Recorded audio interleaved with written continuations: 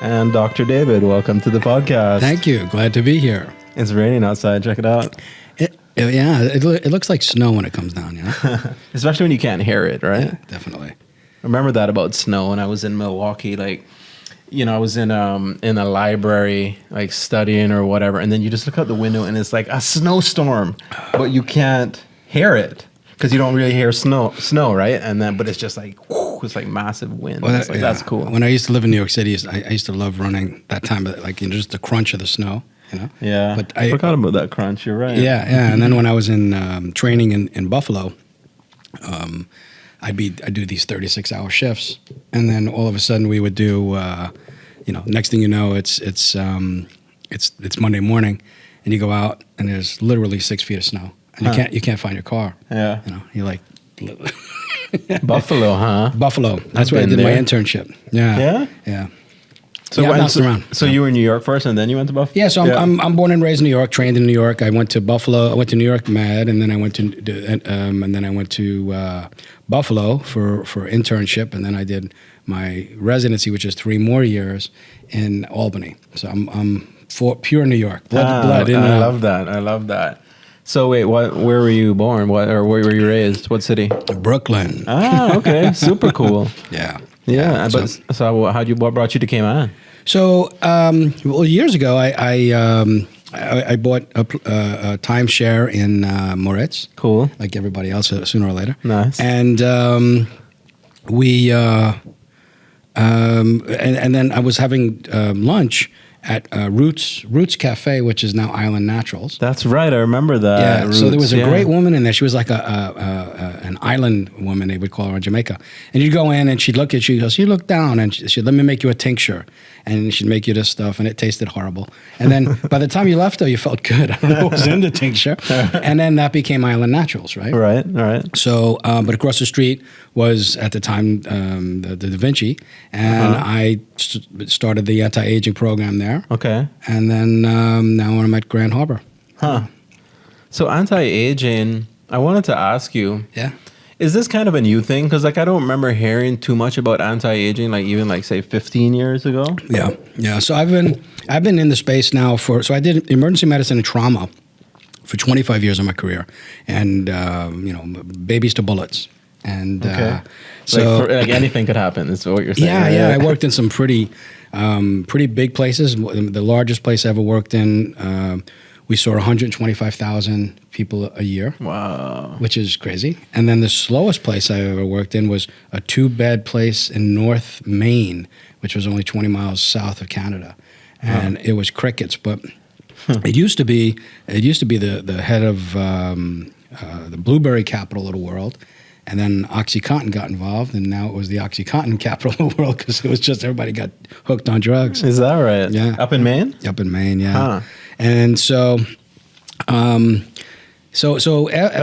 happened is there used to be holistic medicine, and then that was kind of like just getting out of the box, thinking away from how typical doctors would work. And then it went from that to probably wellness medicine, and then anti-aging. And even anti-aging now is kind of a faux pas. It's longevity medicine now. Okay. And so I've been doing it for 18 years, and it is a thing. I mean, I'm board certified in anti-aging and regenerative medicine. I did that in 2010, so it's 15 years now. Yeah, and it's just it's very, very in depth. It's very precision medicine, and it's very different. Peter Attia, who's got a big presence online, he basically said, and I liked how he does it. Typical medicine that you go to your average doctor, especially guys are the worst, but you go in once a year, they check your cholesterol, your liver, your kidney, maybe a urine, depending upon your age, your prostate, you know, and then they say, okay, lose weight, exercise, we'll see you next year. And that's medicine 1.0. Medicine 2.0 is where you start taking a little bit deeper dive into, okay, what could be happening? And kind of like a good way of sort of interjecting, people, we're all trained, and it's wrong, is we're all healthy until we're not, instead of a progression of disease. And, you know, I like the phrase of Tyson, you know, everybody's got a plan until they get punched in the face. Right. I love that too. You know? Yeah. And it's medicine. I mean, there's only really one area where you're healthy and then you're not, and that's trauma. You're walking down the street and get plowed by a bus. Right. You were good a minute ago. Right. Right. Now you're in a wheelchair and you're done. Right. So, but people say, "Oh, he was so good. He was so healthy, and he died of a heart attack." That's been going on. Right. It's just you didn't look for it. Right. Right. So a big part of the way I look at longevity medicine is well, I guess, and again, my ADD is kicking in, and the coffee's helping. But, the way to look at it is there's two things. There's lifespan. Mm-hmm. How long are you going to live? Mm-hmm. Right? Number. Mm-hmm. Anybody that sells you a bag of goods that says, "Listen, pay me $5,000 a month, take these pills, I got you to 100." Right. They've never done the roundabout by my office at Grand Harbor. Right? you get hit by a bus and you're done. Right? So nobody can tell you, I'm going to get you to 100, 110. Right. It's not going to happen. Right. Health span is, I can get you feeling as best as you can every day when you wake up. Right. And that's health span. And that's really the focus. Now, how do you do it? Well, my focus is prevention is a big thing. Mm-hmm. Every aspect, heart disease, cancer, dementia, Parkinson's, the earlier we get some sort of detection, mm-hmm. And it's a complex thing, we could do well. Mm-hmm. I mean, almost every cancer, if it's picked up early enough, is Mm-hmm. curable. Mm-hmm. Not even treatable, curable. Mm-hmm. Mm-hmm. It's how cure. Mm-hmm. I'm sorry, how early is it? So, right. And then from there, there's a whole thing, whole cascade. Uh-huh. But it's a different way of looking at medicine. Now, 3.0 is where I kind of put myself in. Not only am I looking forwards, I'm looking backwards, and it's a teamwork thing. I say, listen, this is what we got to do, but we're really programmed to, finish your food because you can't have dessert until you finish, and we're programmed to 4 hours of sleep is okay if you're trying to make it in the world, and stress is a good thing. Eat your stress, right? Right. But the reality is that there's a deeper way of looking at things, and there's so many things now with the advent of AI in this field. It's fast. It's fast. So what are we looking at nowadays? Because I feel like I am still in the phase of stress is a good thing. 4 hours sleep is okay. We're building something. Like, what's that next? What am I missing? Yeah, I mean, I guess the thing is, and again, you can get kind of crazy with it. But if you take the adage, I guess it's a good way of kind of focusing everything we're talking about. You're healthy until you're not, and we say that. Well, that's wrong. So we're slowly deteriorating, okay? Mm-hmm. Almost, in theory, once you've reached maturity, you start breaking down, okay? So if you're breaking down, what can we do? Well, the human body is ridiculously complex, right? And using, let's say AI, we're able to break down some of that complexity. However, the data is not pure, right? So if we're talking about something and we're going to measure somebody's EKG for 5 years in a row, every single day, 24 hours, the data doesn't exist. So when this machine learning makes these intuitions or prognosis or diagnosis, it's based on skewed data. It's filling the gaps a little bit. It is. But that's how the human brain works too, right? You don't remember a story, you just kind of remember the parts and we fill it in. That being said, it's here, it's fast, it's moving fast, it's smarter than any human, it's better than any, what I call physician. There's two types of docs that I talk about. A physician's a guy that, prior to AI, you were sick, you had some weird stuff, you wanted to go to this man or woman and say, listen, these are my symptoms. And they're the ones that paid attention in school, and they really are brilliant.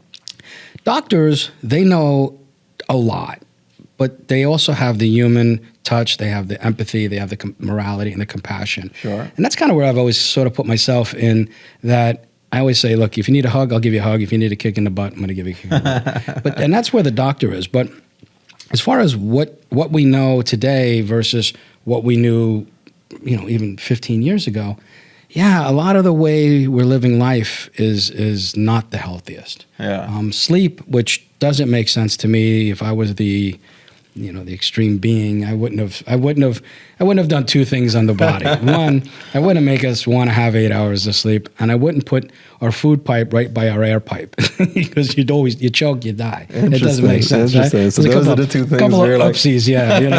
Those could have been tweaked a bit. Yeah. I think somebody was off the pipe that time. Yeah, the sleep thing is interesting, right? Like why animals have to do that. So are you saying then, like from your perspective, it's just kind of a waste of a time? No, I mean, I think the thing is it's kind of rainbow wheel, right? We're resetting, and it's very, I think, and again, with the films behind us and all, but I think one of the most intuitive films of our century is The Matrix. I mean, we're living so close to The Matrix. Tell me about it, man. No one denies that at this point. I mean, the foresight, it's kind of like, wait a minute. Yeah. I mean, I used to say, like I'm still waiting for somebody to come in the office and say, look, here's a red pill, here's a blue pill. When I'm on Claude or ChatGPT, I have three, like on my desk, I have my computer and I have two separate screens and three screens. This is a doctor's office, right? And I'm like, I'm doing Claude and I'm doing this and I'm doing that. And it's like, it's so amazing. Yeah. And the things that I use AI for, like I don't take notes anymore, right? And most people think about doctors, you can't read their writing anyway. Right. Well, we can't read our writing anyway. So now I have two mics set up, and I ask the patient's permission, and I take the AI. I have an agent that takes the notes, makes it into not a transcription. It actually turns it into a doctor's note.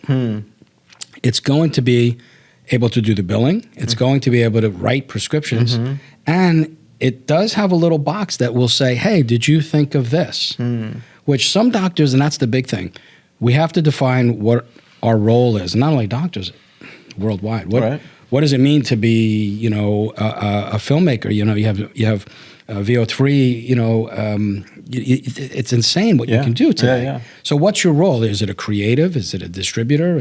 And same thing in medicine. Are you gonna be, for you to say, I'm gonna look at the data in front of me? You're not that good.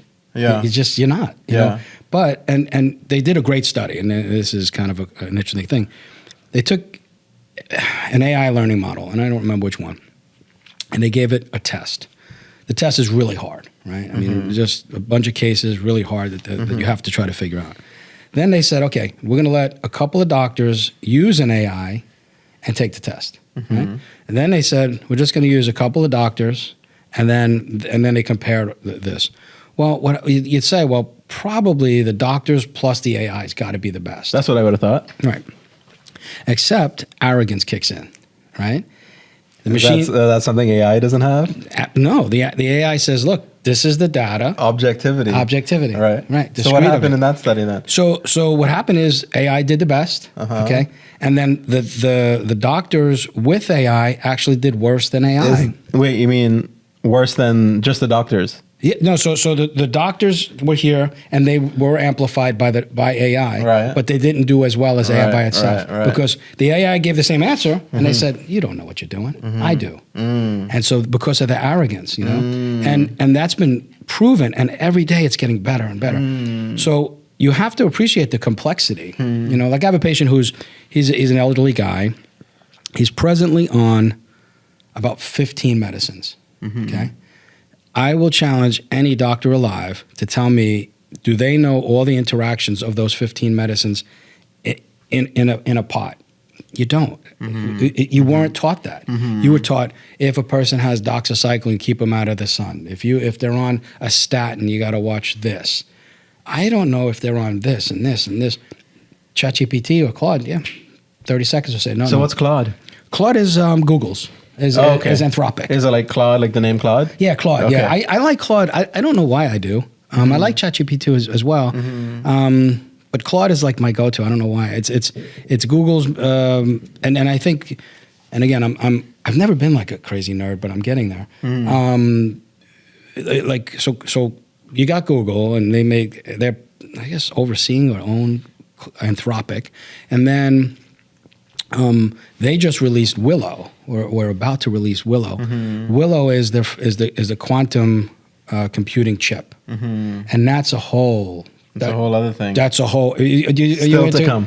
Are you interested in quantum physics and that kind of stuff? I am. I mean, even before, quantum computers, like quantum physics was just always a very interesting thing. That super famous experiment where they do the slot experiment. The slot experiment, exactly. Like that's, it's like it's something not obeying the law of physics. Well, no, that's not quite right either. Our physics. That's the thing. It's not obeying human physics. It's what we thought physics was. Yeah.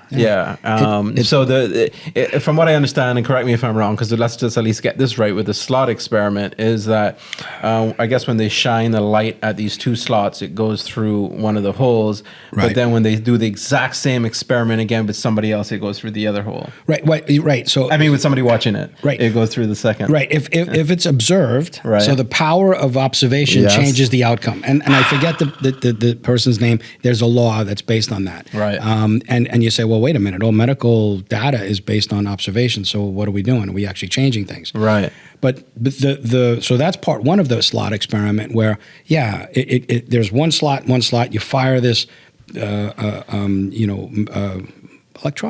Some kind of light beam or something. Yeah, neutron or some neutrino, and I'm not that smart.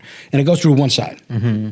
And then when you don't look, it goes through both. Right. At the same time. So you say, well, this time-space continuum is screwed. Right. But the coolest thing is when these particles are entangled, let's just say they're Siamese twins, and you pull them apart, you put one in a box, and you bring it to Tokyo, you put the other one in New York, and you go, and you fire them, they go through the same slot each time.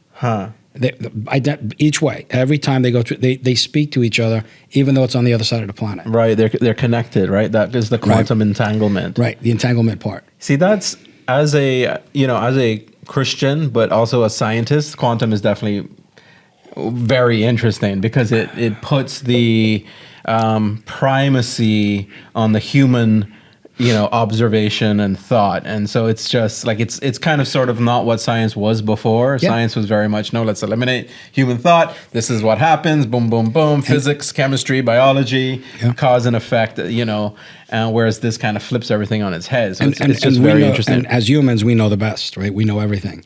And the reality is there's this aspect of, and again, one of my favorite, I have loads of favorite quotes, but one of them is, we make plans and God laughs, right? Right. So because but with this quantum, the craziest thing is you have this AI beast, right? Which some people are talking about, it's going to consciousness, and that's a whole 25-hour podcast, right? But then the next thing is you say, okay, well, now you have this quantum computing, right? Which is a whole nother, you got to use another half of your brain for that. But if you take a problem that has been shown, the fastest supercomputer that we have today, if you give it this problem, it's estimated it will take 3,000 years to solve. Right. Quantum computing has shown it can do it in a matter of days. Right. So you say, now what's going to happen when you have this learning model have that much speed? Yeah, that's where you start going with. Yeah, that's where it's just like hyper accelerating, And then you say, okay, well, how does it? Where do we fit in? Yeah. I think the Borg, the old scientific Borg thing. Yeah. And I think it was Harari who wrote *Sapiens*. Okay. If you haven't read that book, I have. Yeah. He basically, I think in his third book, he says that we will. He thinks the end of *Sapiens* is less than 100 years. He says we'll be a Borg type thing. And I remember someone challenged him at a conference he was having. So where's your data for that? And he said, okay, everybody look up at the ceiling. Everybody goes like this. He goes, now look down. Where's your phone? And they all go, yeah. He goes, you're already connected. He says, it's just a matter of putting it in surgically now, which is true. So, yeah, so it's kind of funny. I mean, I kind of thought this part of my career would be kind of cruising, but it's like learning a whole new thing now, right? Yeah. It's amazing. It's a great time to be alive. It is. And it's scary because for me, I love it. But a lot of, like, I'll take you through a typical patient of some of the things I'm doing. But like I had a doctor the other day call me and she said, somebody said you do a lot with AI. I said, well, I don't know. I guess so. Yeah. And so she said, can you tell me what ChatGPT does And I said, so you've never used it? Yeah. I said, no. And I was like, wow, I don't know how you could catch up. I follow a website called Neuron. I don't know if you've ever heard of it. No. It gives you what's going on in the AI space in the last 24 hours, right? If you take off on Thursday and don't look at it till Monday, I swear I feel like I'm lost. Yeah. I'm lost because I'll go back and find these things. Then I'll go take a little bit of time and look. And some of it is I kind of feel a lot of times I'm Chicken Little. I'm like, you guys don't understand. The tsunami's coming. The tsunami's coming. Right. You know. So just now you said that. What is our place in all of this? And I think that's really the question. As a filmmaker, you as a doctor, like I definitely asked that question. And I think in the example you were talking about just now, with the sort of arrogance of the human that came into play, and I'm just like, I feel like this whole AI thing, it does create the need for us to be a little more humble and to accept that the things that we were proud of and we put a lot of time in can now be done very easily by the click of a button. And then sort of, what does that mean for me? Does that mess with my identity or not? So in terms of the world that you live in, what is the role of the doctor then in this new this new world? So I'm working on a lecture that I'm going to give to the Cayman Health Symposium. And the name of the lecture, the name of the series is I forget exactly what it is, but it's basically defining our role. Where are we going to be? Sustainability. It's going to be sustainability in the future with regards to healthcare. And I think that the biggest part or the biggest problem that we're going to have is the human arrogance. That's going to get in the way because especially doctors, some doctors can be really, really arrogant. Years ago, 20 years ago, 30 years ago, go even 100 years ago, the doctor was, they had all of this information in their head and you went to them for this advice. Well, that complexity and that data is you're now inferior. And any doctor thinks they're not inferior is really, they're arrogant. Right. So the role, I think, is going to be, you're going to be able to plug something in, either talking through it through agentic AI or it's going to just be part of you or what have you. And it's going to say, give the medicine, 35% chance that you're going to kill them if you give them this medicine. Give the medicine, it's going to be 40% chance of you doing well, and do nothing in this. As the doctor, you're going to have to look into mom's eyes and say, listen, we have 30 seconds to give this one, this one, and this one. I'm telling you, I think this is the case. And I've made that call many times in emergency. And I think that's the role, to the interaction between data and patients. And that's kind of always where we've been. But now you have to accept the fact that our data is going to be basically handed in an index card behind you and go, really? Right. Oh, geez, that's not good. Right. All right. And then just do it, right? But the bad part of that, to go back to my analogy of physician versus doctor, anybody that's gone to a doctor knows not all doctors are really very good people. They just don't know how to talk to people sometimes. A lot of people have that experience with doctors. Yeah. And I'm a realist. I'm like, listen, it's funny. One of the tests that I do is a Neuro-Cognitive Test. And you basically go home, you take this test, or you do it in the office, and it gives me what is the number, a measurable number of your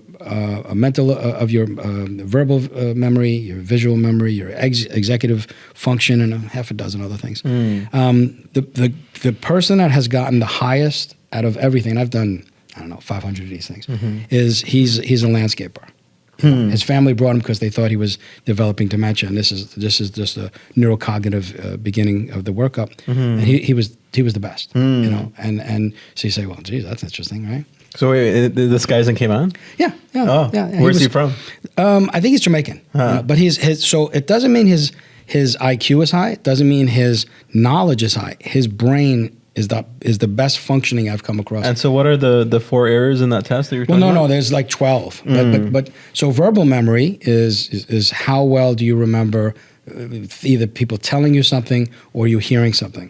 Reading is actually more visual, because if you try to read without saying anything, you can't read it. You're saying it in your head. Interesting. Right? If you think about it, even if you're mumbling, you are saying it. So it's kind of a blending. Like when somebody has a verbal memory issue, I usually say, listen to podcasts. And there's other apps that you can use where it'll say something and it'll make you listen. Visual memory is like you walk in a room and go, oh, where's the camera? You know, and then you leave and you go, all right, was there a camera? What was on the desk? You know, that type of thing. Right. So those are the fundamentals of memory, and then there's a cross memory of what is of executive function. How many balls can you juggle at the same time, kind of thing? Not physically, but mental things. Right. You know, I'm taking care of this. I'm taking care of that. Right. Like there were times where I would be in the ER. I'd have, you know, a guy having a heart attack, guy having a stroke, guy got shot, you know, kid with sore throat, and you're you know, when I was younger, I was hot shot. Now you get older, you're like, I can't do that so much. But the role, I think defining the role, I think, and again, I haven't figured out what the number is, but adults, for the most part, I think people in their 40s are going to be okay. Kids going to school, I don't know what to say to them. I mean, the way we're teaching children today, we're obsolete. We're wasting time. Yeah. We're wasting time. I can't help but think that as well. I don't know really what the answer is, but when you just realize how powerful the computer is and how much more it knows than the teacher that you're sending no disrespect, but what does that mean? But then, you know, I actually do talk a lot about this with my family, because I have a lot of nieces and nephews, and the comeback is always, well, they're going to be socialized at least. They're going to meet friends. They're going to meet people. Yeah. You know, they're wasting time. It's kind of like a rich kid going to university. You know, daddy's going to take care of him. They're going to hook him up with a job. He's just wasting time. You know. So you think it's just a waste of time? Well, so there's a guy who I kind of think is cool. His name's Sadhguru. I don't know if you've come across him. He's a cool guy. He apparently has, it sounds like a cult, but I don't think it is, but he's got like one of the largest volunteer organizations worldwide. He's an Indian guy, cool as hell, motorcycle driving guru, right? And they do a school where the kids all learn the basics, reading, writing, and arithmetic, right? And then they all actually learn yoga. They learn some sort of physical defense, some sort of martial arts, how to cook, right? And then they basically say, all right, well, like the age of like, say, you know, kindergarten, first grade, right? They say, okay, well, go ahead, go out and play. And they say, oh, look at that guy. All he does is stack bricks, and you know, I bet you he likes to do that stuff. Whereas the other kid's trying to take the fence down, and he's trying, you know. So then they foster that God-given talent, right? If there's an artist or something like that. Where schools now, you're a peg and you're squeezed into that rod. I think the Montessori method is similar, where they try to examine the natural instinct of the kid and sort of encourage that. And the other thing we have to do is we have to learn, and again, I would say most of the teachers are, because it's so fast moving, they're not utilizing, they're using AI to do a teaching plan or something, but they're not teaching the kid to say, like, you know, the executive prompts, you know, how to really ask a deep thought out question and how to do critical thinking. I mean, most kids, high school kids, if you give them a question where it requires critical thinking, they can't. They've been you know, the A levels. They're all get that test, and it's really difficult. I think it's moved on for sure. It'll be very interesting to see how education evolves. You know, and I just hope that it goes quick. You know? The evolution, you mean? Yeah, it has to happen fast. I mean, the reality is there are so many things. Like I have something on my phone. There's an app that I've mentioned. It's probably 30 or 40 patients now. It's called ASH. ASH, okay? It's the first approved AI therapist. Okay, cool. It'll blow your mind. Okay, completely blow your mind, right? And it's not like you talk to it, right? And it's not like you say, okay, I'm not feeling good today. Oh, why are you not? You know, it actually asks deep questions, right? And it's I think it's going to be a complete disruption to at least 50% of that field. There's going to be some people that want a a human to talk to them. But a lot of patients I send for therapy will tell me, I just don't connect. They don't get me, and they have their own biases. You know, if you're a guy and you're going through a divorce, and your therapist is a woman, and she had a fight with her husband that night, that morning, you're getting a human approach. You know? So but things like this are going to happen. And call centers, right? 30 million jobs are going to be gone in the next 1 year. What are those people going to do? So what are those people going to do? What do you think? Because that's like the question everybody asks, right? Yeah, I mean, is this a good thing or a bad thing? You know, if you want to live in a utopian society, well, yeah, then we don't have to worry about money. Maybe money doesn't even become money, and that's where the digital currency and things are coming. It's like, well, maybe it's not there, but you're still going to have to, you know, you have something I want, I have to trade you something, whether it's my time, whether it's my gold, whether it's my Bitcoin. I'm going to give you something because I want that thing. But if, you know, is universal income something? You know, I think, again, you know, think about, you know, our present day through movies. What's the movie? Is it Milo? No, not Milo. The one where it's post nuclear war, and it's like a little robot. Yeah, that one's so cool. What a great movie. It's like 4 letters. It is. It's pretty small. Oh no, we got to figure out. That's such a great movie. Right. Why did I love that so much? So what happens? The kids that are alive, they become these fat little blobs that walk around on. That was so crazy, right? They look like cruise ships that they were on. Exactly. And you know, the reality is that you say, okay, well, what's going on? Well, look at obesity levels now. And look at these other things that are going on, and it's not Milo. It's see, go to ChatGPT. Wall-E. Well, there you go, Wall-E, right?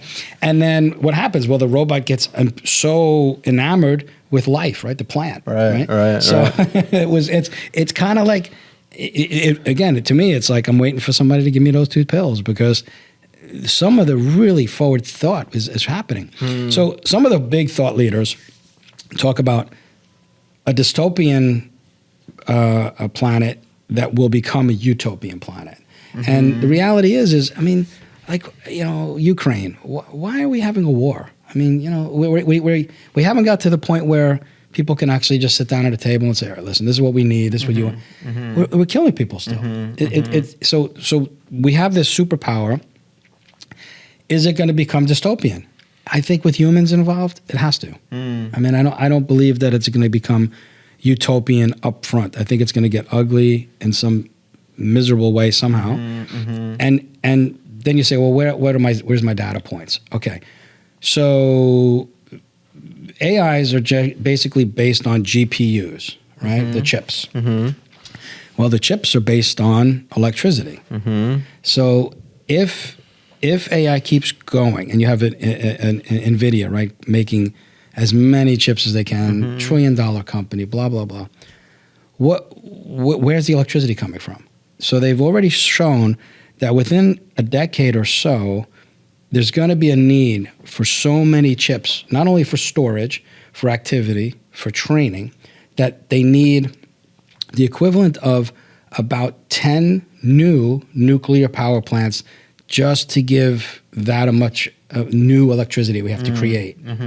So you say, okay, oh, that sounds good. Let's get started. China's building 3.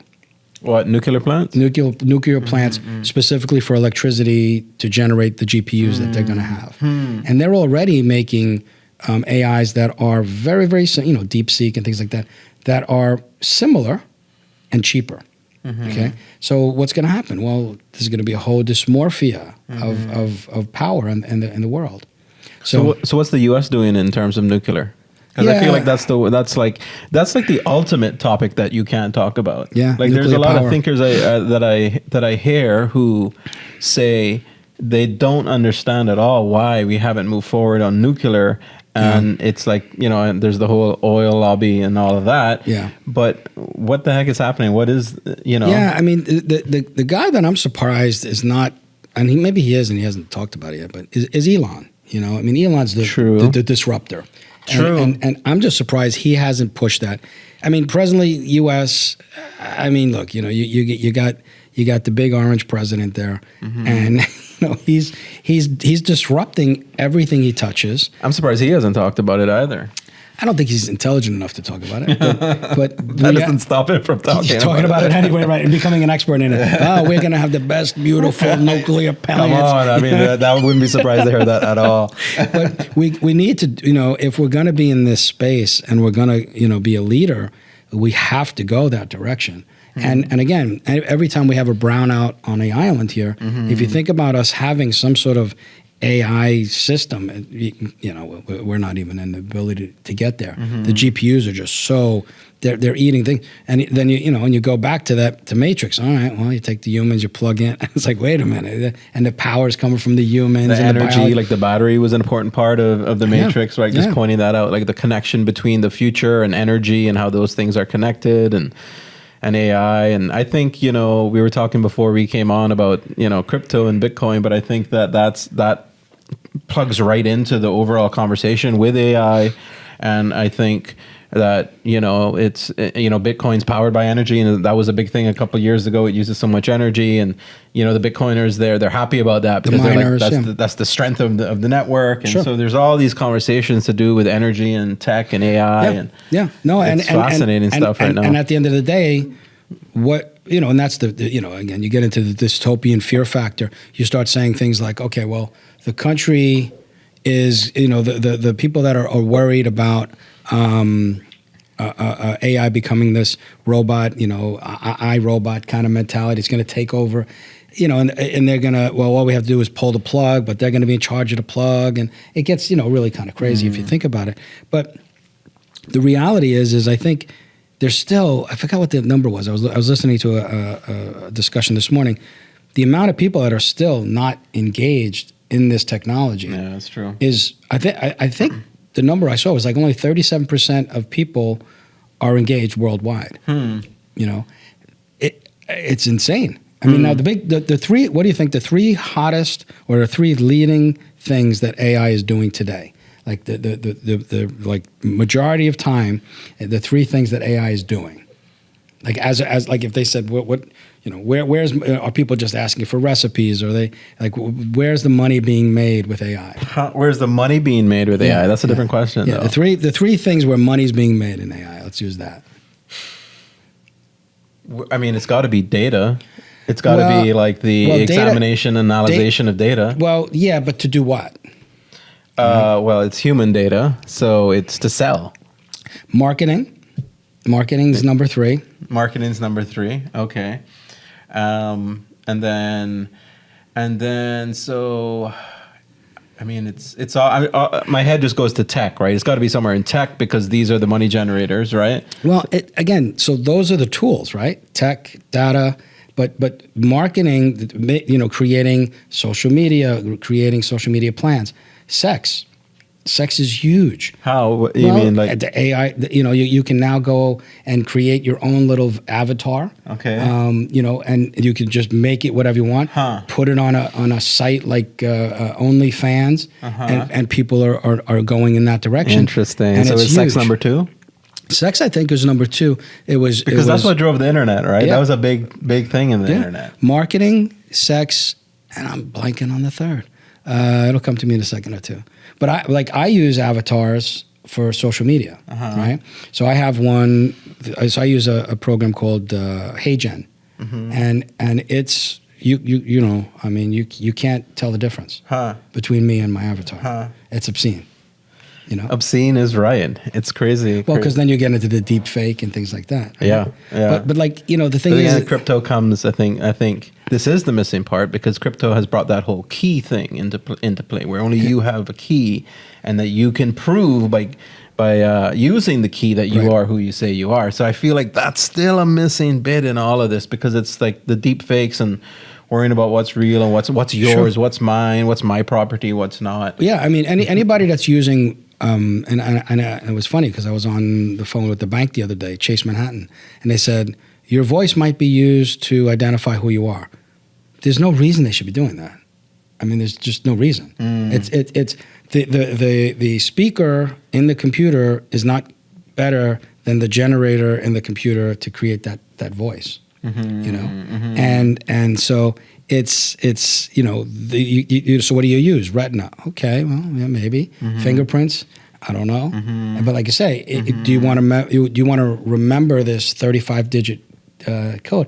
Well, write it down somewhere on a piece of paper, put it in your wallet, but then it gets lost. And I mean, there's all these horror stories with crypto, right? There's got to be an easier way to hold your keys for sure, and I think we'll get there.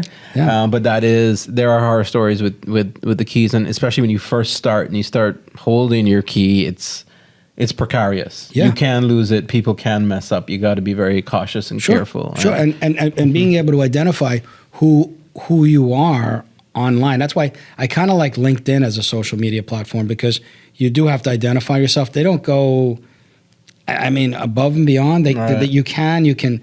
I don't know what the upsell is. It's like a check or something. Yeah, it's a check you can get. But nobody really needs it. But at least it's better than social media. I could just go on there and say, the real Trump #2 and just start doing this stuff, right? So, but the things that are happening now, I mean, like here, like in my office, right? So the things that we're doing that are, amazing.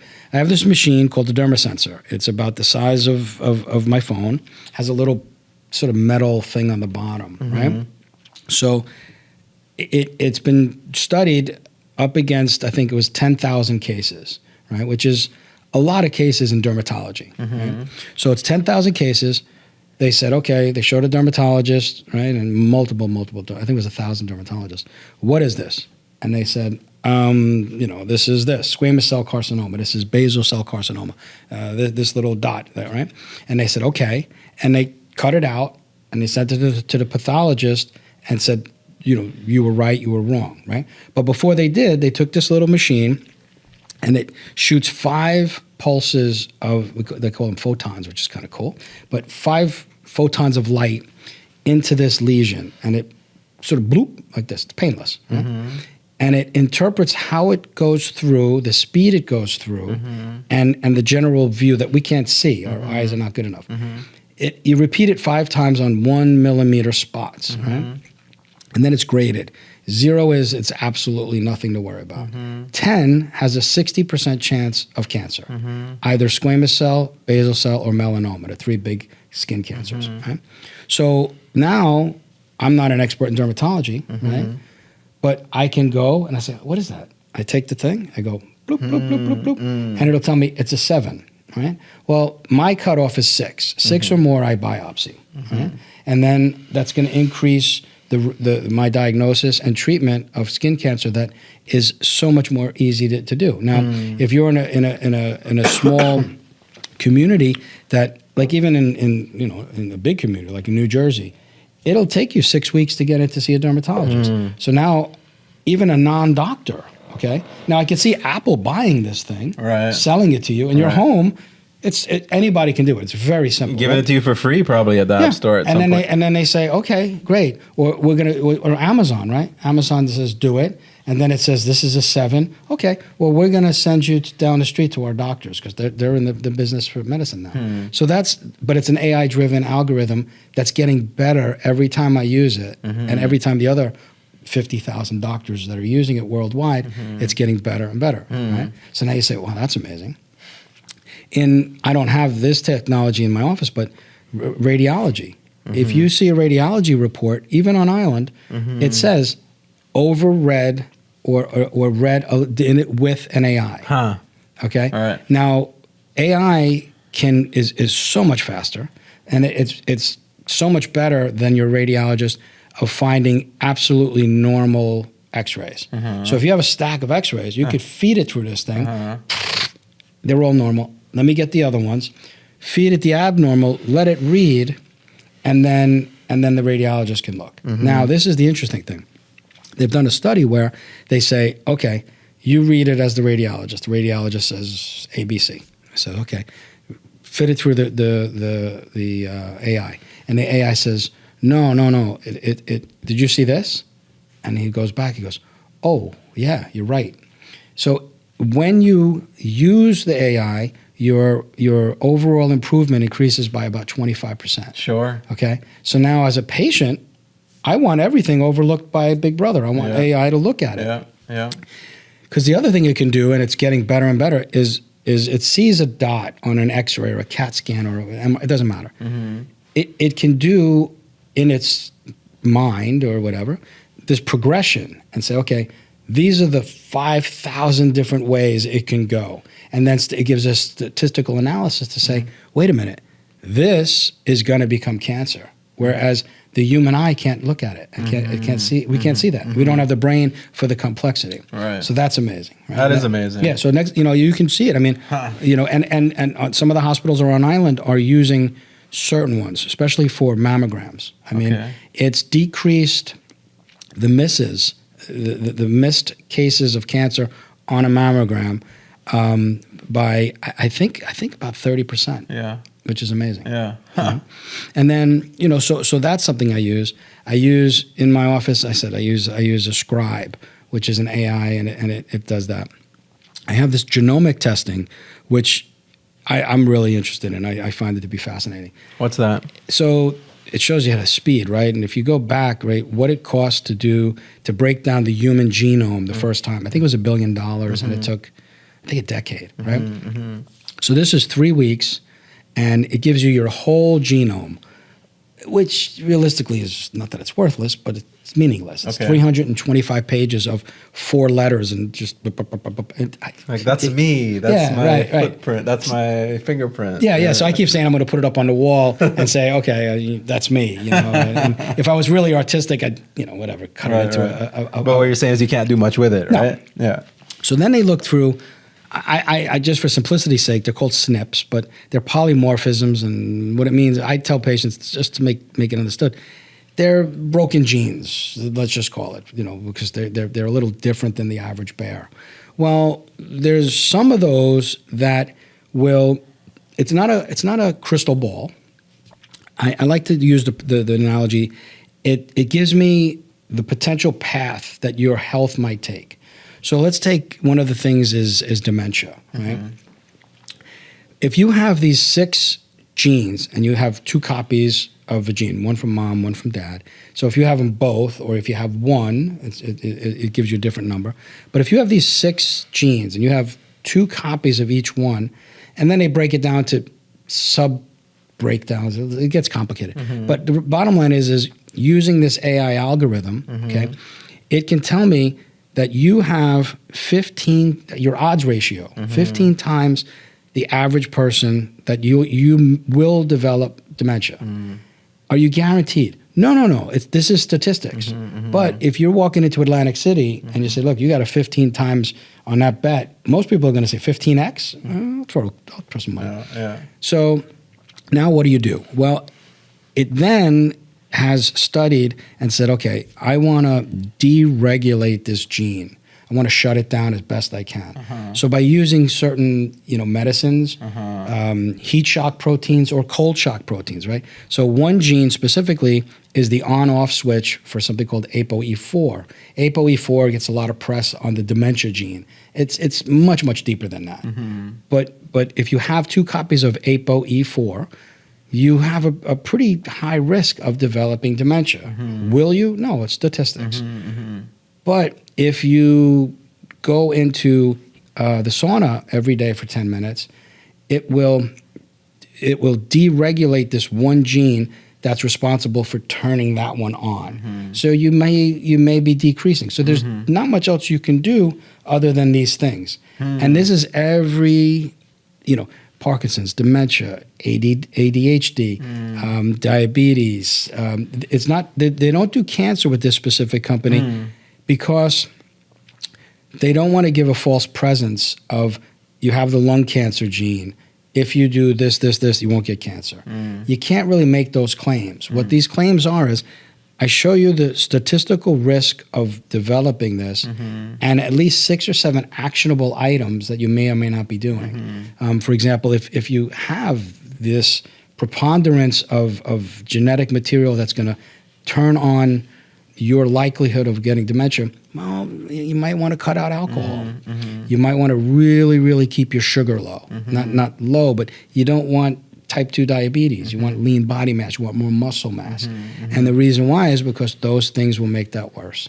So it's just, again, the algorithmic. Can I look at the 350 pages of this data without AI? You can't. Yeah. So you need an algorithm. And these are all like amazing things. And it's being done in cancer. It's being done in all these things. And again, the role of the doctor is going to be to help make that decision. But again, the arrogance factor is going to be the downfall. What's happening now? There are plenty of doctors, even before the AI boom, right? 2 years ago, everybody was talking about Dr. Google. Right? Doctor who? Dr. Google. Oh, that's right. Yeah. You'd go in, and I'd have patients come in and say, yeah, I talked to Dr. Google yesterday. Right, that's so true. I forgot about that. Yeah, and you'd say, it says that I probably have sepsis. Okay.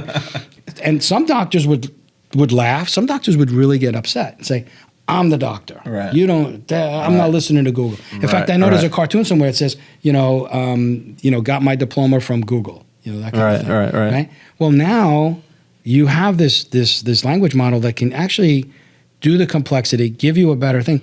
But now the doctor still has to give, their role should be the empathy, the compassion, the morality. But the patients are coming in. I've had patients come in and with a printout from ChatGPT saying, look, I got my labs. This is what they say I should do.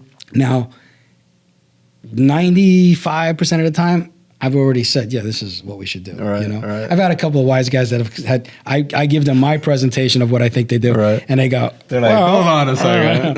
ChatGPT says you forgot to say B12, Right. And I'll say, yeah, but do you really want me to tell you to start taking 15 vitamins? Yeah. Let's talk about what's the reality. And then I say, well, what's my role? And that's the thing that's really fascinating in space. Wow, I can't believe all of that's going on and happening. That's like crazy. The medical field, like nothing is safe from AI. Like No. So I want to ask you, maybe you can help me, because even before, we knew that we were going to get on a podcast, I had been thinking a lot about biology, chemistry, physics, and all the sort of disciplines that fall under the traditional disciplines, because I heard there's like a meme on the internet that in the world of atoms and molecules and cells, we haven't really advanced that much in the last 50 years. But in the world of digital, we've advanced like crazy, right? Sure. So I was wondering before the other day, I was like, well, are these biologists and these chemists and these physicists who are like maybe studying quantum theory or whatever, are they now using AI? Can AI help atoms, molecules, and cells sort of catch up? Because you don't even hear about any sort of revolutions anymore in biology or chemistry. You don't hear any like a new evolutionary theory or I don't know. Is there what's happening? Is there credence to that? Nothing's really changing in those disciplines. Yeah, that fast? I mean, I think biology is not that it's so well known. I think you will find some advances. Chemistry, again. With quantum computing, if for example, I have patients come in and say, well, is Ozempic, which is so popular, or Mounjaro, is it safe? And the way I explain it is drugs, they go through some initial testing, and then on top of that, we look at the amount of time it's been around. Okay, so you say amoxicillin, right, penicillin. It's been around, I'm going to guess and say 75 years, and I'm sure I'm off, right? Well, if you look at the millions of patient hours that Ozempic has, because it's been given so wide, worldwide, you can really start making data collections that say this is the safety of it. Well, flip that around and say, okay, we want a drug that does this. Like the scientists have been able to find that breast cancer, there's this little key in that cell. We just need something to go in and shut it off. Can we find that drug? Well, that's a complex issue. You give it to a quantum computer, and it can make so many millions of calculations per second that it will advance chemistry to the point that we can get new drugs, right? And that, again, then you say, okay, well, we'll go. And it's a big, ugly circle, right? You say, well, if we don't have any money because we're all on universal, income, where's it going to go? Where's it going to go? But chemistry is going to be really advanced. Okay. With the advent and the more studying of quantum physics, now most of the quantum physics guys will say, if you stand in front of an audience and say, I understand quantum physics, you don't know anything about quantum physics because it's just one of these wild things. But most of them are saying that really any significant quantum computing advances is going to take 10 years. But it's going to spin a bit of our human physics on its head. Some of the stuff we're doing is right. I mean, you look at Elon, he can throw a rocket into the sky and then land it on a quarter. The calculations are pretty good. And there's no quantum in that, right? No, not that we know. It's just right? general physics. Old school guys, burning a paper and pencil. Right. But where will it go the next stage? Will he go up to Mars and set up a planet and blah blah blah using this advance? So a lot of the basics, I think, are really important. The thing is to take a circle back and say, well, do the kids then have to have a master's degree or a PhD in biology? I think the first wave of young people, and I don't know what we're going to define as young people, because if you have a tool, it's best to know the data that you're getting, right? You have to know what you're looking at. But the second wave, do they even have to know anything? They and there was another comment that I read recently, which makes a lot of sense. If you're looking at a topic, you want to make a film, right? And you say, okay, here's this, but my genre is horror, and I'm the best, screenwriter and blah blah blah. But this is what I know. Well, sometimes that person that is so refined, whether it be a genre or a super subspecialist medicine, a pediatric plastics, reconstructive hand surgeon, that's all he knows, I mean, when I was in the ER, I used to laugh when cardiothoracic surgeons would come in freaking out because their kid wouldn't shut up and they're crying like crazy and they're like, well, I don't know. And this is a guy that could take a heart out of somebody and they're like, oh my God. And I'm like, he's got an ear infection. His head's going to explode because his ear hurts so bad. And they're like, oh. So you become so specialized. Whereas a generalist, that's where ingenuity comes from. And they'll come up with these crazy ideas because they don't know any better. And it's the same thing. So that second wave of generation, maybe the 10 to 20-year-olds in that page, they might be the next wave where they don't know anything, but they have that human ingenuity, and that could be their role, And that's something that's fairly fascinating in that field. Yeah, so much going on. The quantum thing, I really love a lot. But I feel like there hasn't really been any changes in quantum. Like I've heard about quantum for like 20, 25 years, but I feel like there hasn't been that thing that's really like, oh yeah, this is what changes everything. I think the thing is that when I first heard about the slot experiment, I was like, what do you mean? I mean, the time doesn't exist. What do you mean? Yeah. And then the entanglement, I said, well, wait a minute. That means there's a way of communication between vast distances that we have no idea about. We haven't figured out yet. And then, if you look at, subatomic particles, what is it? 95% of a subatomic particle is empty space. Right. And you say, if I go back and I'm the creator, I'm the beginner of everything, why would I waste so much space? Why wouldn't it squeeze it? So what does that mean? And you can get philosophical with it, same thing, sometimes it's just taking a deep breath. That breath means something, right? The space between the breath means something. Well, same thing. If you have this subatomic space, and it's 90 something % of it is just space, why? And these are all deep, crazy questions. Have you ever heard of Pierre Teilhard de Chardin? I couldn't even say that, but no. Who's that? He was a paleontologist, a Jesuit priest from like 1880s to like 1950s, his sort of lifespan. And you reminded me a lot in this whole conversation about it because, especially with the quantum idea, because he has a sort of evolutionary theory. Okay. And he follows evolution from atomic all the way up to human sociological level and more. And basically what he's saying is that consciousness is a part of the universe. It exists fundamentally, but it doesn't actually start to appear until material complexifies on itself. And the more it complexifies, the more the quantum or the consciousness is evident. Okay. And that's like the sort of direction of evolution for this guy. He's like, the more sort of, like the human you were saying is such a complex body.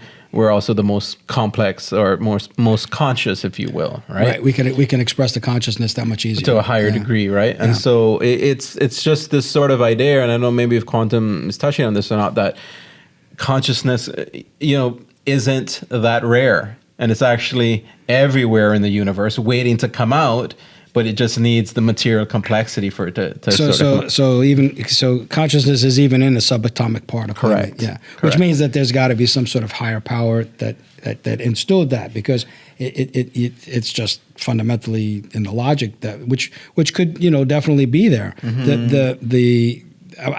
It's one of my beach books. I'm almost done with it, and I can't remember the title. It's against me, but it's about the how trees communicate. Okay. Right? Okay. And so at first I picked it up, but I don't even know why I picked it up. I think it was a pretty cover or something on the plane. And now it's my beach book, and I got about 50 pages left. Fascinating. Uh-huh. I mean, this guy, he's the lead ranger in the largest mountainous forest in Germany, in the Black Forest somewhere, And he talks about things that I had no knowledge of, how trees, first of all, they grow so slow, right? 500-year-old tree is an adult, right? For 500 years, this thing's been growing. Uh-huh. But I didn't realize that, the tree and the seed pops off, and maybe, a quarter of a mile down the road, it starts growing. Well, the tree, can find that seed, and through the mycelium, through the mushroom platform in the soil, will send, nutrients to her child. Is that right? Yeah. Huh. Now, say if she's an oak or whatever, and a poplar tree just happens to land about, a bird drops a seed and they grow. Well, not only will she send nutrients to her baby, a quarter of a mile down the road, right? She'll create toxins to kill that poplar plant, right? And that's why, like in the vast Black Forest, you don't see a lot of diversity. It's very similar, right? So you say, well, okay, that sounds pretty tree hugging, but it also has the ability that to emit toxins to kill aphids and bacteria that is going to attack the tree. And I had no knowledge of this. I'm like, what are you talking about? And then one of the things I was reading the other day and I was like, well, that makes sense. Evergreens, right? Even on 7 Mile Beach, we have evergreens, right? Some of the pine needles come by, and it's probably because the sun burns them. But in the winter up north, they're evergreen. They don't ever drop their leaves. All right. And I kind of think of it a lot of those deep questions, when they're silly, I just and I don't know the answer. I'm like, well, geez, I am not that bright. So evergreens have the ability to make antifreeze, not the kind we put in a car, but and it pumps it through the little venules of these plants, comes along, and they don't freeze, and then it's sucked back into the tree, and it starts growing again. So it's like, well, wait a minute. If nature has the ability to do that stuff, it goes back to we don't know everything, So it's kind of fascinating that way. It's a fascinating time, man. I saw someone write on Facebook the other day, there was like a big comet collision, or maybe a comet hit the moon, or I can't remember what it was, but it was like, this massive intergalactic or, collision. Right. And he posted it on Facebook, and I looked at it, and I wanted to comment, I wanted to say, again, on the whole quantum thing, that would mean absolutely nothing if a human wasn't looking at it. Yeah, right. And I'm like, is that true? Is that statement true? And it's like, okay, because, and I never used to think like this, but now I'm beginning to think it actually is true, and it makes sense, because if that comet just hit something, it doesn't really mean anything until we see it, and then Right. we look at it, and then it's like, oh, it has meaning, Right. and it's like, but it didn't have meaning until we looked at it, or maybe it did. I Well, don't know. and it didn't have meaning to us, right? You know, as the other thing is like, you know, is it meaning something else? Right, but the whole thing, right. you know, when you again, you got quantum physics, which is, you know, these micro subatomic particles, and then you go the other route and you say, okay, you know, when they talk about these, you know, these galaxies that are hundreds of light years away and they're able to pick them up by microwave, that's where I'm like, you know, you look up in the sky, you go, come on, really? Are you serious? Why do you think you could see that? You know, and the vastness of that, and yeah, it sometimes gets you in a bit of a swirl. And I always joke around. I say, yeah, well, then the cable bill comes, and somebody's got to pay the cable bill. That's you know? funny. That's true. But it's you get into these deep, you know, parts, but you know, I think that the current situation on our planet anyway is, where is this, you know, and there's a lot, we talk consciousness, is a lot of data out there with, will AI achieve consciousness, and what does that mean if it does? I don't know. I mean, I don't know. And again, to use that point that you brought up, that there is consciousness everywhere, it just has to be brought up in a complex society or a complex organism.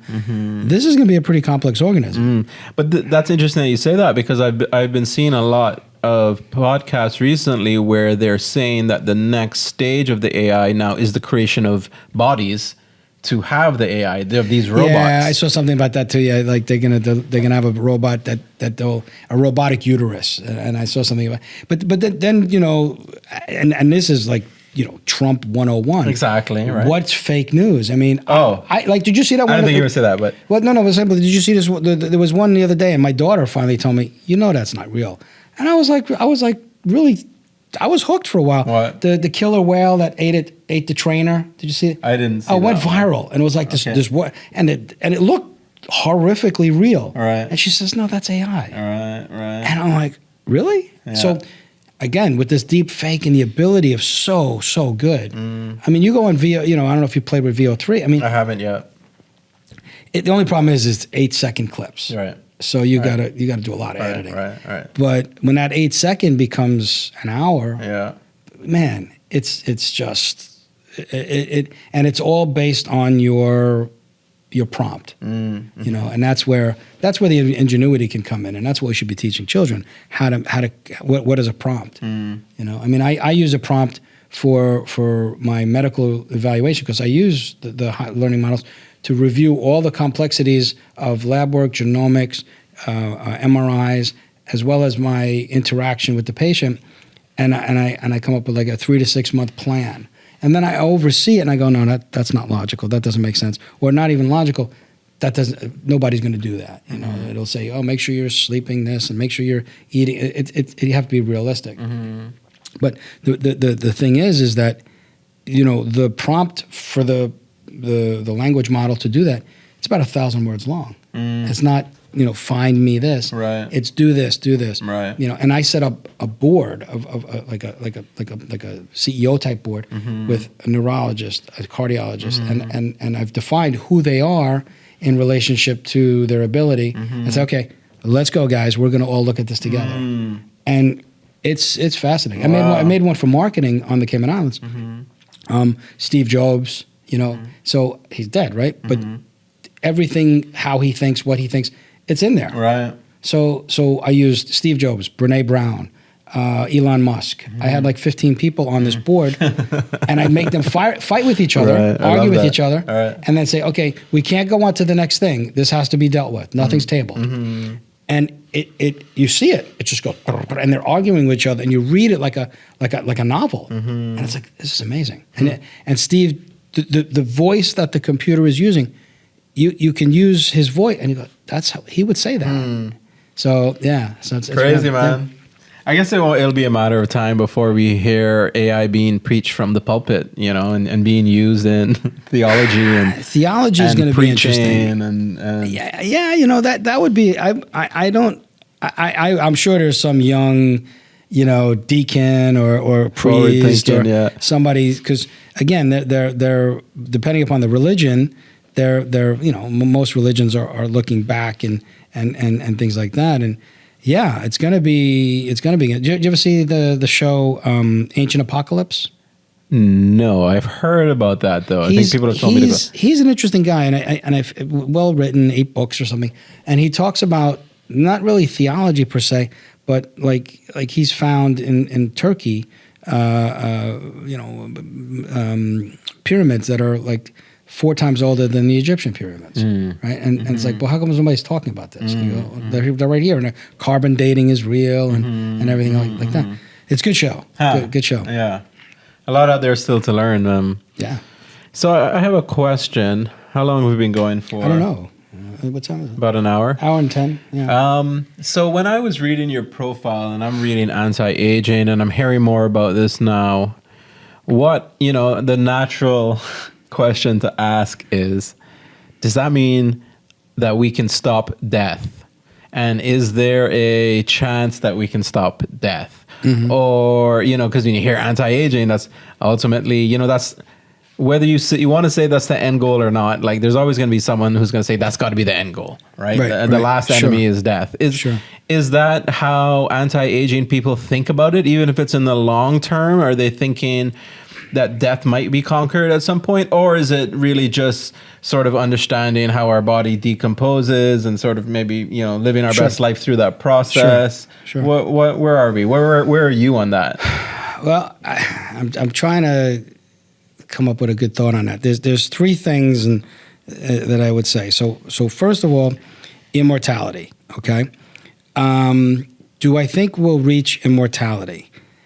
I do, except not as we would define it. Okay, what does that mean? Well, sooner or later, and you'll kind of see the whole thing I'm going to. Sooner or later, we'll be able to take our consciousness and upload it into the chip, right?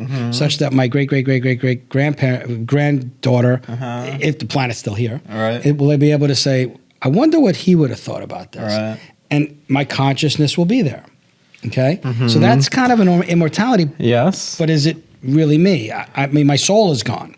Okay, so the thing is so if we talk about death, to me, so being in the ER, I have seen many people come in talking, and then either a pulmonary embolism, a ruptured aortic aneurysm, something just done. Right now, if I walked out of the room, right, and then I walked back in the room, there's within seconds. Something changes. And I'm a big believer, not necessarily, in a spiritual sense, that something has left the body. And there's been movies, what was it, 7 grams and all these other, about the soul leaving, right? I can tell you, I felt it like, no, but I guess, can I appreciate it? I have. I mean, I think I have. So aging, age, in 3 countries, U.S., Australia, I think the UK, I'm not sure. Age is a disease. Okay, it's been defined as a disease. Interesting. So you can now literally die of old age because your body has broken down, right? So the whole anti-aging longevity thing goes back to the health span, and that's where I kind of believe that. There's nobody is going to tell you I'm going to get you to 150. Do I think it can happen? It's a discussion. Who knows? But a lot of people will also say, if I have the ability to make it to 150 with a conscious mind and I'm doing okay and I'm not suffering arthritic pain and I'm on drugs to make myself feel better, but maybe my whole family has died 40, 50, 60 years ago, do I really still want to be here, right? And maybe there is something better on the other side. So, but the anti-aging part is removing the aging, removing the inflammation, removing the suffering, removing the pain. And that's the kind of focus of longevity today is it's not a mortality thing. It's, here, like one of the medications that I take is called rapamycin, okay? And it's kind of a fringe medicine. It's definitely off-label, but it's one of the strongest anti-inflammatories. It has been shown in many studies to reverse or stop the inflammatory diseases, diabetes, heart disease, dementia, and possibly cancer. So those are all sort of result of inflammation? Inflammation, right. So what is inflammation? And I've tried to come up with, because if you talk to an average doctor and you say, tell me what inflammation is, we've all had inflammation. You fall on the ground and you get a little road rash. You get that nasty scuffed look. Well, it's red, hot, and tender. That's inflammation. But that's kind of not global, but macro. It's big. Sure. On a microscopic mitochondria is the powerhouse in the cell. Okay, so you say, well, what is inflammation? Mitochondria, and that's a big thing. Everybody's talking about methylene blue, which I do talk about in the office, and I think it's a great thing to try. It's kind of like not a lubricant on a cellular level, but it's because, again, once you get cellular and subatomic, it's energy, right? So it just means that the way that things are processed on a cellular level, in my belief, is different, or it's sort of, the oil becomes maple syrup. Something's wrong there. Now, there are lots of different pathways you can create, but or improve. And so, like, people will say, well, Motrin, ibuprofen, is an anti-inflammatory. Well, it is, but what does it really do? If you have, we've all swallowed ibuprofen, and you say, why am I taking it? Well, it's going to decrease my inflammation. What does that mean? Most people don't even give it a second thought because someone on the doctor, their mom said, take Motrin, it'll be okay. It's decreasing inflammation. What it's doing is it's changing the cells from producing certain proteins, which will trigger a cascade of events that will ultimately make your elbow be less painful. Okay, but on a cellular level, in that mitochondria, and there's people selling all kinds of crap to improve mitochondrial function. That inflammation is the processes, and these are so subtle. They're a little kinked. So if we can, on an anti-aging, longevity, that type of thing, if we could do something that lets the body and the cells produce the right proteins and decrease that cellular inflammation, I think you're onto something. So, do I think that the anti-aging longevity is anti-mortality or morbidity? I think it's more, we used to go to these conferences called M&M, the mortality, morbidity, death and suffering kind of things. So I think my focus is trying to decrease focus. Now, there is a logic point where if I keep you healthy, keep your muscle mass, keep your brain moving, everything good, in theory, if you're really, a fine-tuned machine, you should be able to go further. But that's not proven yet. Nobody really knows. I know I'm doing a lot of things. I'm trying a lot of things. Talk to me in 30 years if I'm here, right? Then I could say, I told you. There's a lot of vitamins like that you people take that, how do you feel when you take them? I don't know. I don't feel anything. Why you take them? They're good for me. Who told you they're good for you, right? And they say, oh, it's gonna decrease my inflammation. Well, there are measures we could do, but even those are skewed, right? So it's that's why I like the genomic test, because it gives me a precision look at how your body works, and it's so different. It's really so different. So these genomic tests, do you just do them because you want to do them? Is this something patients can do when they come in? They can ask for? Patients definitely ask for them. They're expensive because, again, it was $1 billion 10 years ago to give you genomics, right? So what they call the powerhouse test, which is like every SNP, every broken gene you have, it is like, I don't know, it's like $2,700, right? But you can get different ones. Like there's one for children for ADHD. There's ones for something called PANDA or PAN, which are learning disabilities.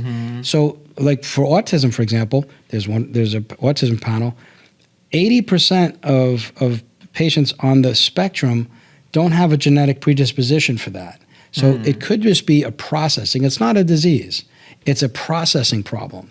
So when you say processing, what do you mean? Like a brain processing? They just think differently, and they process the world differently. And the reality is that people that are proponents of curing autism, it's not a disease. You're not going to cure it. Right. But I believe that looking at sometimes the genetics, you can find these little processing issues. Maybe that they, if you look globally, maybe, and I'm simplifying, but maybe they can't process certain fats because they don't have this enzyme. And if they increase their something called spermidine, which is from wheat germ, which is a very strong anti-dementia medicine.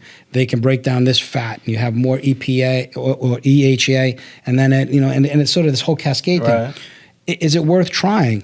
I do. I think it is worth trying because I know of clinicians that specialize in autism using genomic therapy or genomic guidance, I should say, that really have amazing results. And if you could take a child who's nonverbal and now enhance their processing to the point they are verbal, it's fantastic. And it's not to say that because this child is nonverbal, he doesn't fit into society. In a realistic way, he or she is struggling. Now, there's autism acceptance, and there's all these other, and there's autism in my family. So I'm all in.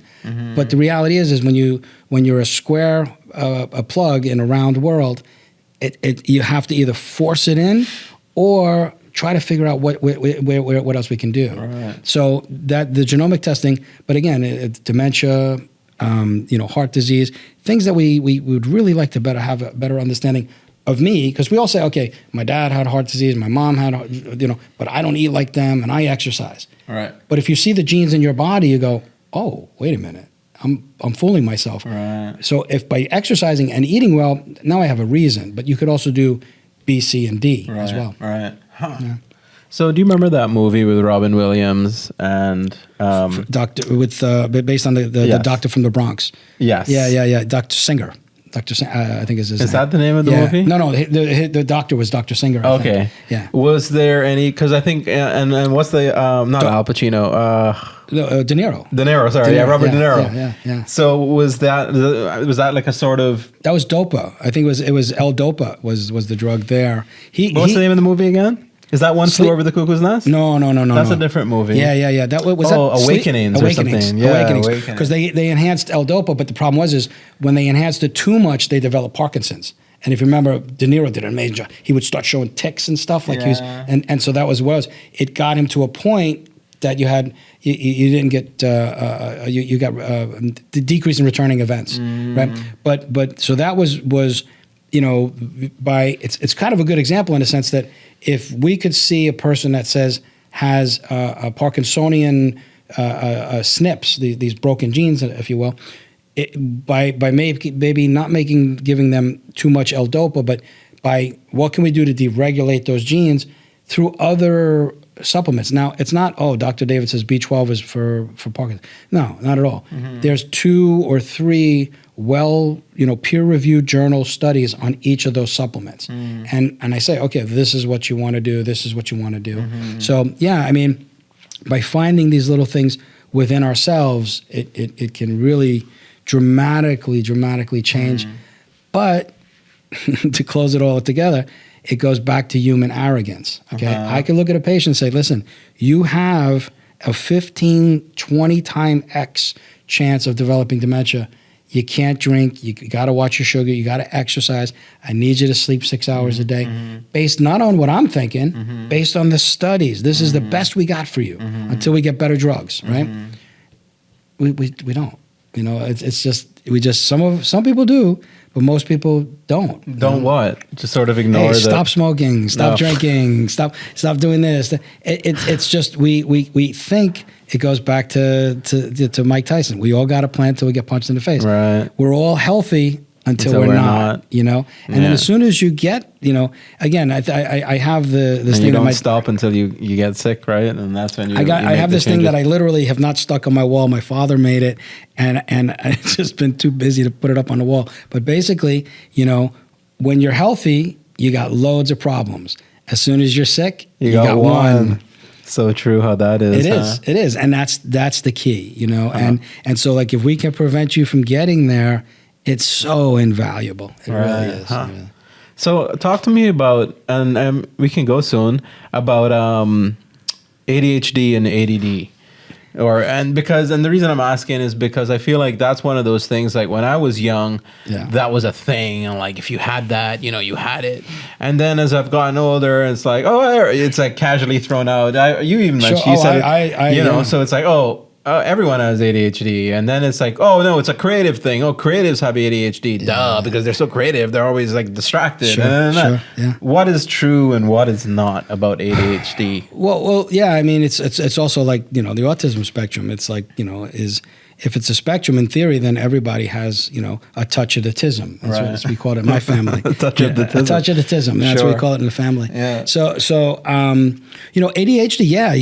But again, it's like, hey, if you were divorced at one time, you were a taboo, right? I mean, so this was a disease that came along completely overdiagnosed, and patients and children were completely over-medicated and putting them on speed just to shut them up because they were too probably bored. I mean, I still have ADD, and the reality is it gives me the ability to kind of deal with multiple things at one time.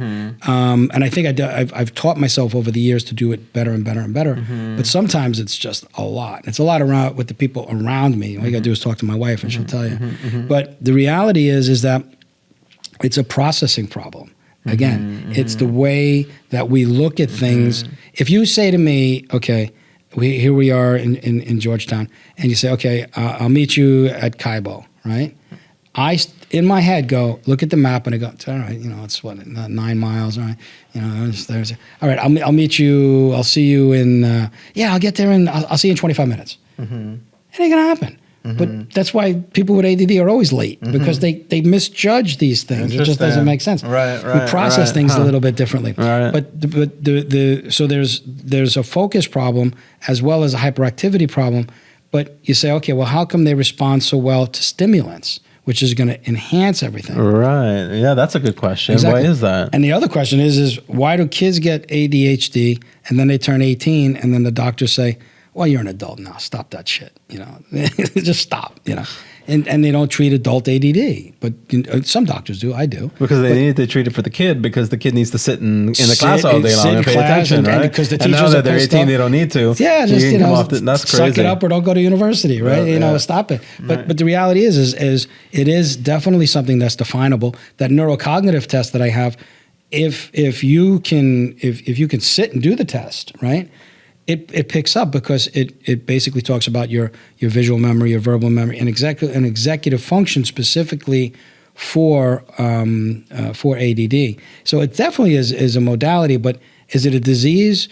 No, it's a processing problem. It's the way they're looking. It's just like there's a bunch of other type of neuro processing issues. The problem is it's hard to fit the kid in to school, make them sit there 8 hours a day, and just zombify them. It was hard for me, let me tell you. I would leave. I mean, I cut out of school so much that when I used to go in for my midterm, the teacher would say, "Who are you?" And I'd say, I sit in the back. I'm the little guy. I'm always in the back. I'm about to pass this exam. Right. You haven't seen me. And I'm going to blow this exam and get an A and leave me alone. And that's what I would do. And then I'd take off and I wouldn't come back for a couple of weeks. Yeah. Because I, just couldn't do it. Yeah, back it's in the torture. Well, you'd appreciate this. I was in New York City. I'd hop on a bus, get on the Staten Island ferry, go to Manhattan, and watch kung fu movies all day. Cool. Wow. And then go to the weapons shops down in Chinatown. And then that's what I would do, and then or go to Washington Square Park by NYU, watch the guys yelling and screaming at each other. These guys were probably schizophrenic, who knows? But that's what I did when I was like 9 years old, 10 years old. So do you believe in the psychological tests that are out there? I'm thinking of the Big Five is one of them. There's the Myers-Briggs. Myers-Briggs, yeah. There's Johnson O'Connor. I know there's a bunch of others. Yeah, what's your perspective as a doctor on those types of things? And does that play into the ADHD thing? And I don't know. I mean, there's probably data on it, but the Myers-Briggs, I took that, and I don't know. I kind of felt like after I took it, it classified me as, I don't even remember what the titles were. I'm going to give you an ENFP. That's my guess. Yeah, for all I remember, it probably is. But I kind of felt like it was very much the talking 8-ball. I was kind of I am kind of an extrovert and introvert. Right. But at the end of the day, it's kind of like you say, well, I get like here, these gross testings. At the end of the day, what does the data mean, right? Mm-hmm. Like BMI. right? Insurance companies use BMI to say yes or no to a drug, right? Gyms use BMI. Really bad trainers will use BMI. BMI, if you look at the data, it's almost kind of like neo-Nazi. It was developed to be what is the perfect European male body. Okay. And that's where the numbers come from. Okay. It has nothing to do with what a Caribbean woman. Right. They're worthless. Right, They're worthless. right. You get a guy like me, a short guy like, who's muscly, muscle density is pretty high. BMI is garbage. Right, It doesn't matter. So the same sort of thing. Myers-Briggs, you say, okay, well, you're introvert and you're antisocial, blah, blah, blah, blah, blah. Well, I got to still fit in society. So what does that mean? What am I supposed to do? Get medicated? So I don't. I mean, I guess the answer is I really don't find that. The neurocognitive, how your brain works, yeah, because then I can get a little deeper dive. There's plenty of people. I had this gentleman to come in, and that really opened me up my eyes to this test. He was separated, thinking he was going to get divorced, and he was really upset about it. And he came to me and said, I don't know, something wrong with my brain. My wife says I don't listen. I never listen. And, if you talk to my wife, she'll probably say the same thing. So I did the test. His visual memory was like 90th percentile. Great. Like 100th is the best. He's like 90th percentile. And his verbal memory was shot. I mean, so like literally, he's walking out the door and you say, Jimmy, get me a coffee. Forget that. Forget it. But it wasn't his fault. He had a processing issue. And I actually had his wife come in and say, listen, you can still get divorced. I don't know nothing. But I'm just telling you, it's not his fault. So I just had my genomics done, and my ADD, there's 4 genes, it lit up like a Christmas tree. Right. And I said to my wife, I said, well, you can't give me grief anymore. I got a disease. I got data, baby. I got a disease. Yeah, that lasted 2 minutes. Yeah. You got to fit into society. Yeah. You can't rationalize and explain everything away. No. So and again, it's sort of like chronic fatigue syndrome, right? Patients come in and they say, I have high Epstein-Barr virus levels and I have chronic fatigue syndrome. I usually crush that very quickly. And really? I say, yeah. And I usually say, okay, very simply, prove that you're more tired than I am. You can't. Okay? It's a completely subjective diagnosis. Okay? Not to belittle it, okay? Sure. But you say, okay, let's take that Epstein-Barr virus, let's take that title. There are patients that want a diagnosis. They want a diagnosis. They feel better when they get it, right? Yeah, I mean, and it's sort of a form of Munchausen's. They want a diagnosis. What? You never heard of Munchausen? No. Oh, that's a movie. Yeah, there's a bunch of movies on Munchausen. Yeah. Munchausen's is Munchausen's, and then there's Munchausen's by proxy. And I think there are movies about it. But Munchausen's it's really actually quite sad. It's usually, it comes up in like child abuse. The mother will make the child sick. And like by poison or arsenic or something, and so like everybody. The Sixth Sense. That was in that movie. That was Munchausen's, right? So everyone around them would be, I feel so bad for you. What can I do? You're the best mom. Oh my That's God. Munchausen's, and then as Munchausen by proxy is doing it to another person. But some people want that diagnosis, right? And so the reality is that like chronic fatigue syndrome. It's one of those things. Prove to me on a daily basis you're more tired than I am. Right. And I kind of say, well, is it psychosocial or is there something fundamentally you're missing? Is it you can't absorb B12? Is it you have no muscle mass? Is it you're not sleeping well? Do you need a sleep study? So it's kind of a different way of doing things. Yeah, but sure. those kind of things are fun. And going back to Dr. Singer, I think that's his name. He wrote a book, The Man Who Misplaced His Hat. And it's a great book. He talks about, there's these he worked in the Bronx and he had these amazing, crazy cases. And like he had a guy who had a temporal stroke, and he would look at his wife and there wasn't a connect, and he thought it was his hat, And he's like, the wife would walk out and he goes, where'd my hat go? That kind of thing. So, yeah. Singer was, I think that was, I want to say Alan Singer, but maybe I'm wrong. That rings a bell, that name, somehow, some way. Yeah. So again, it's there's still a lot of amazing things that are in medicine. There's amazing things to treat patients but I think that, this whole thing about defining our role, not only in medicine, but in everything. Like there's going to be a lot of, junior lawyers and mid-level accountants, they're going to be wiped away. Yeah. The tsunami is coming. Yeah. So what is their role going to be? And for now, a junior lawyer that can use AI can be just as productive as 4 other junior lawyers. He or she will have a job. But sooner or later, I believe, no, it's not going to happen. What do we do? I have no idea. You see, Taylor Deschardin, he talked a lot about, he had books called Human Energy. And it was, he actually did talk a lot. What he said, because basically what he's saying is that human society is acting, the same pressures are happening that happen to atoms, molecules, and cells, is that these human individuals are converging and they're sort of complexifying their social structure, which is increasing the quantum energy or the conscious energy. Okay. Where was I going with this? With people just basically, what are they going to be when they have nothing to do? Oh, yeah. So basically what he's saying is that in the future, humans are going to continue to just compound on each other and create complex social systems.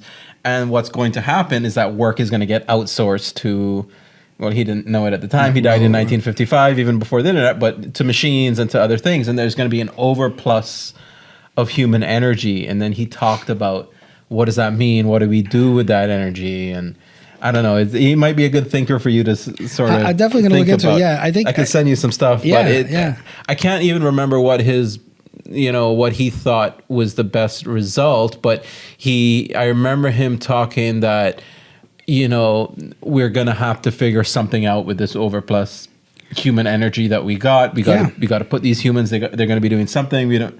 It can't just lay to waste there. It's got to be used maybe for different order things, higher order things. I don't know. Like you're saying, people are still going to buy and sell. They're going to exchange. They're going to communicate. Sure. They're going to move around. But who knows what that is or how that is. But the thing is again, with humans though, I do believe that we're going to have to go through some sort of dystopia, like a bad time, because we're just, like we started the conversation, you think it's good, 4 hours of sleep, keep pushing, keep driving. Well, all right, so now I'm going to give you kind of, your money's no good here, and you have what you need to eat, and you really just, show up at the office 2 hours a week, and you go, okay, but people are not used to having that time, and you're like, well, yeah, but enjoy it. Americans don't know how to enjoy it. I mean, most Americans never take 2 weeks off. Go, go, go, go, go. Yeah, never. So you say, what are they going to do? And they'll probably just be dystopian. They'll start just losing their minds and stuff. So you're saying, and I think Taylor would even have said that we're going to be able to relax a bit more in the future? I think that Are we working too hard right now? Oh, I definitely think so. I mean, you look at what I saw something today, what the average age, which I don't know if it's true, because what's true. In Saudi, supposedly retirement is 49 years old. Where they just pushed, they just pushed it somewhere. I don't know if it was Japan or something. Now it's 71. I know in the U.S. they're talking about pushing. It was 65. Now they're pushing, I think, to 72. But again, and from a longevity standpoint, one of the biggest risk factors for men to die is retirement. When they don't have a cause. Right. Yeah. When they don't have a reason to get up in the morning, one of these days. That scares me about retirement. How many people say, are you going to retire? I say no. No. I don't want to not have something to do, I guess. Yeah, no, I and again, was it Korean? Either Japan or Korea. There's no such word for retirement. I think it's Korea. You always have a function. Like, if your grandma, your function maybe is taking care of the grandkids, being part of that, But to just give up and not have anything. Now people say, no, I have plenty of things I want to do. Well, wanting to do and needing to do are different. You have to have something where people are relying on you to show up. Interesting. And that's part of the male psyche. It really is very, very important. To be needed? Yeah. To be needed. If you hear around, you talk about people and they say, oh, the guy, he retired 2 years ago. Forget that he was maybe 65, now he's 67. He died, he stopped working and he died. The guy dropped. That's fascinating to think that's part of a male psychology to not do something because you want to, but because you're needed to. Yeah, no, you have to. I mean, I had a patient, I've told the story a lot of times. A woman, she was so ill. I mean, heart disease, diabetes, vascular disease. She was a walking corpse. I mean, really, she was just amazing. her daughter had Down syndrome, right? She was the primary caregiver. There was no family. It was her and the daughter. And the daughter was like 50-something years old, moderately functioned. I mean, she was a sweetheart. I remember her. And you know, she would bring her to her visits with me. She would, you know, take care of her. She would, you know, help her in the shower and everything. And this woman was, I'm telling you, she was a walking corpse mom, you know? Something that happens a lot in Down syndrome is premature heart disease, and and tend to die of heart disease. And the woman, the 50-year-old woman, you know, had a massive heart attack and died. Mom was dead 36 hours later, you know, and it wasn't out of grief. She was already, but she had that I got to do this. I got to do it. She wasn't needed anymore. Yeah, I mean, like Tony Robbins, the thing I love about him is, and it's hard, is define your why. Yeah. You know, I had a patient the other day came in, and he put this, like you call it, a music worm? What do they call it when a song gets stuck in your ear? Yeah, song worm or something. Sure. He put this thought worm in my head, and I still have not been able to. He goes, I've lost the plot of my story. He goes, I'm not depressed. He goes, I just don't know where I'm going. And you know, if you don't have the money, that's answered for you. Get up, pay the cable bill, get up. You know, but if you remove that from a retirement perspective, and you don't have a why, it's showing up for playing golf. That's not going to save you. Yeah, and that's well documented. There's a quote by Nietzsche as well, where he says something like, you can get through anyhow if you have a strong enough why or something like that. Yeah, absolutely. Yeah. And I'm sorry, philosophy is like my second love. The French philosopher, he's like, you know, talks about suicide. And he says, you know, if you wake up in the morning and you really think you're suicidal and you're really, really depressed, but you make yourself a cup of coffee, things are not that bad because you were looking forward to that coffee. Interesting. Who is that thinker? That's, God, I can see his picture. French guy. Terrible at names. Derrida? No. I'm getting old, so I'm allowed to do that. Who are some of your philosophers that you like? I mean, I do like Nietzsche. I like Lassu. You know, the Tao Te Ching. I really, that's something that's always. I don't know him. I've read a few books, Nietzsche books. Yeah, and then probably. Boy. I don't know. I'm trying to think of any of the classics. I'm definitely a quote guy. I like, you know, when we were kids, we used to watch movies, and we used to say, and it was probably the start of my love of quotes. We used to watch movies for the line. Right. You know, deliver the line. Yeah, like Raging Bull, you know, he could have been a contender, you know, and you know, and you know, Godfather, you know, leave the gun, grab the cannolis.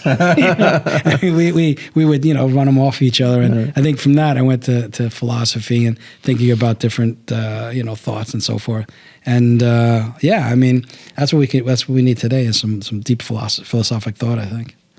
Well, we're confronted with so much, you know, I think that we do.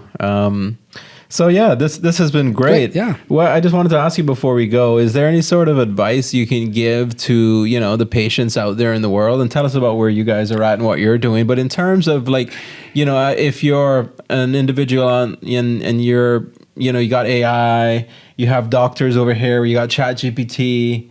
What's your, you know, preferred sort of method for us to sort of follow nowadays? Yeah, I mean, so we're in Grand Harbor Medical by Hurley's, and you know, and you know, you could find social and phone, you know, our website and all that fun stuff. Grand Harbor Medical, and you know, as far as like advice, I mean, the number one advice that I give everybody is movement, exercise, and balance. I mean, those are things that, you know, really have to be part of your life. If you're what's different between movement and exercise, or well, again, thing? I mean, you know, so I always joke around. You know, people say that I'm exercising, I'm walking every day. Walking is transportation. You know, it's not exercise. You have to lift stuff, put it down. You have to do some sort of multi joint movement. You know, if you're doing like the hardest psychological exercise there is planks. Planks are they like, if you want to test somebody's mental fortitude, have them do planks. Really? Yeah. So wait, what are planks again? You lay on the ground and you kind of go like this. Yeah, and you know, you're like, it's kind of like a push up. Yeah. Your back is straight, right. And you hold on your elbows and you can go like this, whatever. And you hold it for as long as you can. The reason why is because almost every muscle in your body is going to tell your brain, all right, stop. Right. So if you're doing, curls, it's just your bicep. Right, You can go. right. If you're doing chin-ups, it's hard, but it's only the top part of your body. Right. Squats and things. This is almost every muscle in your body. Is that right? Yeah. So it's a psychological thing. So if you want to test somebody's willpower, you can, because it's an easy exercise. It's really not hard. Anybody can get down and do it, right? Yeah. But you try to get to, a minute, 2 minutes. Oh my God, your body starts shaking and it's psychological. You're like, are you really in that much pain? And that's something I try to do every day is planks. And I say, when I'm starting to shake, I'm like, is it really hard? Is this real pain? Is it really? This Yeah. real pain. Enjoy the pain. Take the pain. But and balance. Balance is the other thing, especially as we get older, we don't really pay attention to balance. Yeah. But the big thing is exercise of any type. Movement is very important. Balance is very important. And then working with someone that actually gets it. If you go into a doctor and they say, okay, we'll see you next year, it's you're missing the boat. I mean, I don't care what age you are. Once a year exam, you're missing the boat. Prostate blood test, if you do it once a year, the validity of that lab, it's almost worthless.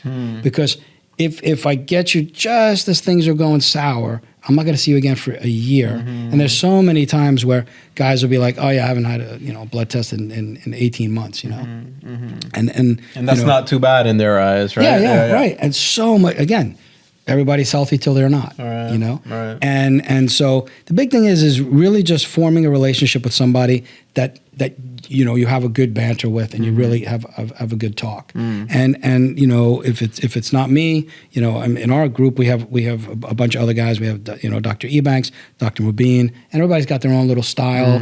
And but it's really important because you can't just go on ChatGPT or Dr. Google because you need the role, again, you need a doctor to kind of sit there and say, okay, this thing knows more than I do, but let me explain kind of my logic to this. After doing this for 30 years, we talked about that in the past. This is why I don't think it'll work for you, right? Somebody's going to say, yeah, I'm going to do keto, and okay, it's really hard to maintain that for a long period of time. Tell me about it. For short periods of time, for the first 2 weeks, you're going to lose the most amount of weight if you try to do that. And then after that, it just trails off. Socially, it's difficult. I'm going to eat one meal a day. Okay, that's cool, except when the holidays come around. Socially, it's very difficult. You get invited to eat, and you have to now fast for 36 hours. It's not religion. Be a little bit more lenient. But I think the biggest thing is from an AI perspective, start using it. Period. Just ChatGPT, boop, answer the question, and be fascinated, right? Yeah. If it's from a medical standpoint, find a doctor that you actually feel like you guys are going down the right path, and you both are understand each other, and that's the key. I love that. Cool. Thanks a lot for being on the show. I really appreciate it. It's fun. And let's do this again someday. Absolutely, man. Thank you. you. All right.